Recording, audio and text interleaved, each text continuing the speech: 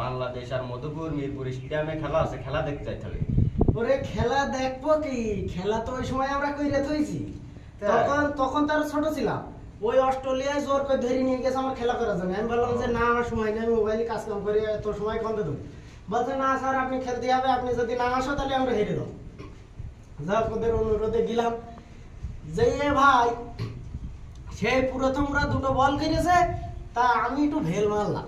তা সবাই শুধু বলছে যে এ ব্যাটসম্যান কনতে আসলে, এ ব্যাটসম্যান কনতে আসলে, খেলা পারে না, কিছু না, কনতে গেছে। মিজানটা তখন হ্যাং হয়ে গিয়েছে, দাঁড়া। তাই এমন একটা 6 মারলাম মালিঙ্গার বলে, সেই বল অস্ট্রেলিয়াতে ডাইরেক্ট উড়ে চলে গেছে বাংলাদেশে। এবারটা সেই বল মনে করছে যে মিশে কথা বলছি, না হলে পাপনের কাছে জিজ্ঞেস করেন।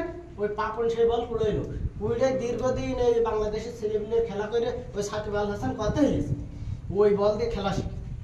ওই বল আমি অস্ট্রেলিয়াতে 6 মারিলাম, আর বাংলাদেশে এসে পড়েছিল। সেই থেকে আমার খেলাই তো 6 দেখে আপনার শুধু 6 দিল না, দিলে 400 রান। বলছে আপনারা দুটো ম্যাচ না খেলেও চলবে, মিটে গেল। পরে আরেকদিন গেলাম পাকিস্তানের সাথে খেলা করতে। খেলা দেখবো কি, ভাই তোমার সামনে না বসলে আমার গল্প নিয়ে জুই থাকছে না। খেলা তো জীবনে করিয়াই থুইছি, তা খেলা দেখবো কি।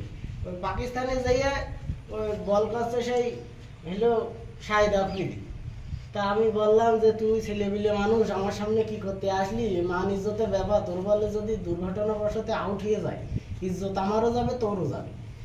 এবারটা যাক, সেই বল করলে তা একটা 6 মারলাম, তা একটা ছুরির গায়ে যে লাগলে, তা সেই ছুরি ওখানতে উড়িয়ে একদম যে জাপান দিয়ে পড়েছে।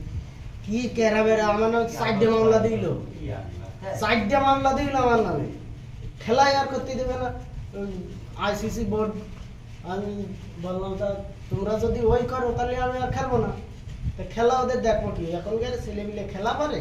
আর তখন আমরা খেলা করতাম, সে ব্যাট কি, একটা ব্যাট না হলে 40 মন ওজন ছিল, আর তো ছোট ছিল।